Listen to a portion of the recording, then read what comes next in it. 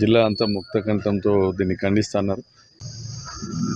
ఒక తెలుగుదేశం పార్టీ మహిళా ఎమ్మెల్యే గ్రామానికి అతి సమీపంలో ఉన్నటువంటి ఒక గ్రామంలో సంపూర్ణంగా అది 40 సంవత్సరాలుగా వారికి రిగ్గింగ్ గ్రామము, ఏకపక్షంగా వారి పెత్తనము చలాయించగలిగేటువంటి గ్రామము.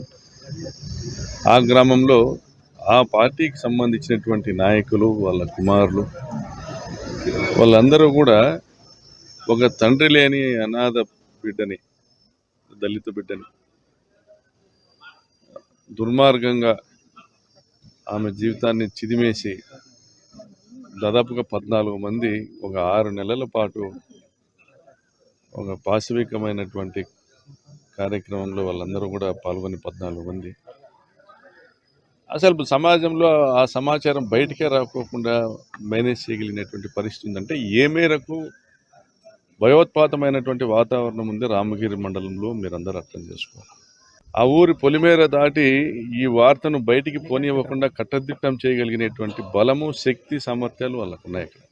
మన ఇంట్లో కూడా ఆడబిడ్డ ఉంటుంది. మన ఆడబిడ్డకి ఇటువంటి పరిస్థితి వస్తే ఎట్లా అనేటువంటి విధంగా తెలుగుదేశం పార్టీ నాయకులు ఆలోచన చేయలేదు. ఇది బయటికి వెలుగులేకి వచ్చింది. ఇది మొదటి సంఘటన.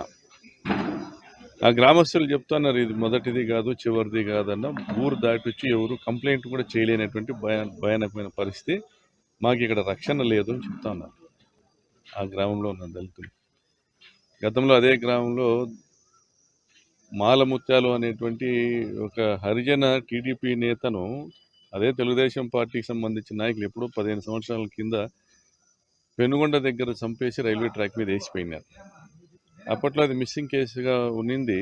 నేను శాసనసభ్యునిగా ఉన్న సమయంలో పెండింగ్ కేసెస్ని విచారించే సమయంలో మా పోలీసు యంత్రాంగము ఆ కేసును ఛేదించి అందులో అసలు నేరస్తులు ఎవరు అనేది కనుక్కొని దాంట్లో హర్యాంచరు నాగరాజ్ అనేటువంటి రౌడీ షీటరు హత్య చేసినాడనేసి తెలుసుకొని విచారించి కేసు నమోదు చేయడం జరిగింది. ఆ మాలముత్యాలు కుటుంబానికి కూడా మా ప్రభుత్వము, మా జగనన్న ప్రభుత్వము 8,25,000 రూపాయల ఆర్థిక సాయము, వాళ్ళ కుమారుడికి ఉద్యోగం ఇవ్వడం కూడా జరిగింది. అంటే ఇవన్నీ కూడా ఎందుకు చెప్తానంటే ఈ ఉదాహరణగా అక్కడ జరిగినటువంటి సంఘటనలు. స్థానిక సర్పంచ్గా ఉన్నటువంటి రాజేష్ బంధువు అతని నాగరాజ్ అనే అతన్ని చంపి బోర్బావిలో వేసేసి ముక్కలుగా నరికి బోర్బావిలో వేసినటువంటి కేసులో కూడా ఇదే నాగరాజు ముద్దాయిలు. ఇతను దాదాపుగా ఒక 6-7 హత్యాయత్నం కేసుల్లో ముద్దాయి. ఈరోజు అతను ఈ అమ్మాయి కానీ ఈ అమ్మాయి తల్లి కానీ ఈ విషయాన్ని బయటికి సమాజం దృష్టికి తీసుకొని పోకుండా కొన్ని రోజుల పాటు వీళ్ళను ఆ కొండల్లోని గుహల్లో బంధించి వెలుగులేక రాకోకుండా ఆ అమ్మాయిని అవసరమనుకుంటే తప్పనిసరి పరిస్థితి అనుకుంటే హత్య చేసేటువంటి ఆలోచనలో కూడా చేశారు. రాప్తాడు నియోజకవర్గంలో చూస్తే గత 3 నెలల్లో 3 హత్యలు, రాప్తాడులో జంట హత్యలు, పాపిరెడ్డిపల్లిలో లింగమయ్య గారి హత్య. మరి అనేక దాడులు, అక్రమ కేసులు, దుర్మార్గపు రాక్షస క్రీడను అక్కడ ఒక రెడ్ బుక్ రాజ్యాంగం ఏర్పాటు చేసుకుని వీళ్ళు చేస్తున్నారు. పరిటాల కుటుంబం చెప్పిందే అక్కడ వేదము, వాళ్ళు చేసేదే శాసనము. ఇంత దుర్మార్గంగా వీళ్ళ వ్యవహారం ఉన్నటువంటి పరిస్థితుల్లో ఎవరు బయటికి వచ్చి కంప్లైంట్ చేసే పరిస్థితులు కూడా లేవు. అసలు పోలీస్ వ్యవస్థే లేదు అక్కడ. వాళ్ళ కనుసైగల్లో కూనీలు జరుగుతాయి. కూనీలు కాబడినటువంటి కుటుంబ సభ్యులు కూడా వాళ్ళ కిందికి దూరుకోవాల్సిందే. కనీసం కంప్లైంట్ లేరే, సాక్ష్యాలు కూడా చెప్పలేరు. 100 హత్యలు జరిగినాయి పరిటాల రవి కుటుంబం ఆధ్వర్యంలో ఆ పెనుగొండ, రాప్తాడు నియోజకవర్గాల పరిధిలో 100 హత్యలు జరిగితే ఏ ఒక్క కేసు కూడా శిక్షలు పడలే. మరి ఈ హత్యలు ఎట్లా జరిగినాయి? వాళ్ళ ప్రాణాలు కాకులు ఎత్తకపోయినారా? పోనీ హత్యలు కాబడిన కుటుంబాలు ఏమన్నా తిరగబడినటువంటి పరిస్థితి ఉందా?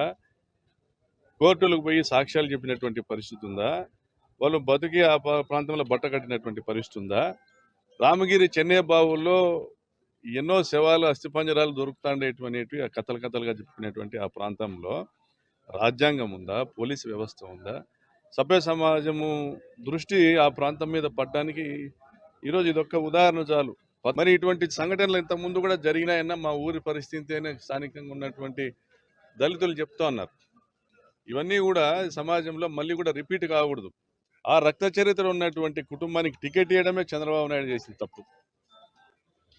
ఇప్పటికీ కూడా ఇన్ని హత్యలు జరిగినా, ఇన్ని దుర్మార్గాలు జరిగినా వాళ్ళ మీద కనీసం చర్యలు తీసుకోకపోవడం చంద్రబాబు నాయుడు చేసిన తప్పు. దీని మీద సత్వరమే విచారణ పూర్తి చేయాలా. బాధితులు వాళ్ళు చెప్పిన పేర్లను అన్నీ కూడా తీసుకొని ఈరోజు ఎస్పీ గారు బాధ్యులను అరెస్ట్ చేసేటువంటి కార్యక్రమం చేస్తున్నారు. కానీ ఓవరాల్గా ఇక్కడ ఎందుకు క్రైమ్ రేట్ పెరిగింది, ఎందుకు క్రైమ్ జరుగుతూ ఉంది అని ఆ గ్రామాల్లో వెళ్ళి ప్రతి గ్రామంలో కూడా కౌన్సిలింగ్లు చేయాలా. కనీసం రామగిరి మండలంలో 3 పోలీస్ అవుట్ పోస్టులు ఏర్పాటు చేయాలా. రామగిరి మండలంలో కనీసం 3 పోలీస్ అవుట్ పోస్టులు ఏర్పాటు చేయాలా. ఒక ఐపీఎస్ని ఆ రామగిరి మండలము, కనగానపల్లి మండలాలకు ప్రత్యేకంగా ఒక ఐపీఎస్ని ఇన్ఛార్జిగా నియమించాలని నేను ప్రభుత్వాన్ని కోరుతాను. రాప్తాడ్ కాన్స్టిట్యున్సీ రామగిరి మండలం ఎడగురుపల్లిలో జరిగిన దారుణం రాష్ట్ర వ్యాప్తంగా కూడా అందరూ చూసినారు. ఒక దళిత అమ్మాయి పైన, మైనర్ బాలిక పైన అక్కడున్న విలేజర్స్, లోకలైట్స్ అయితే ఎవరైతే ఉన్నారో అఘాయిత్యాలు చేస్తూ, అవన్నీ కూడా వీడియో రికార్డింగ్ చేస్తూ, మళ్ళీ ఆమెని ఎప్పుడు కూడా వీడియోలన్నీ చూపిస్తూ బ్లాక్మెయిల్ చేస్తూ, మళ్ళీ అటువంటి చర్యలకి పాల్పడుతూ